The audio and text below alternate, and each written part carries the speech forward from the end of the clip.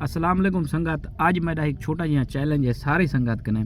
अच्छा जेरी सारे अहले इलाका दे सराकी लोग हैं, जेरे सारे कट्ठे थल दमान लिया पूल वाले लोग हैं, उन्हें नहीं छोटा जिहा सवाल है। पूरे इलाके के वैसे सराकी बैठ दे लोगों का सवाल है संगत। ये छोटा जिहा सवाल है, साकू लोग जेरे सारे इलाके दे हैं उन्हें को जरिए धुंध थी ये इंदा सराकी च ना क्या है। अगर कमेंट दस गए मां इन्हें को आखसा कि सारे इलाके सराकी सच्ची तो पक्की बोली वही है।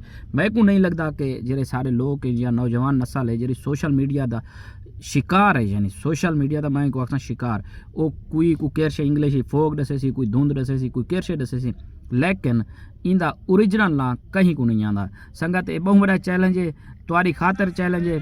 जै को समझ आवे ओ मैं को दसे सी।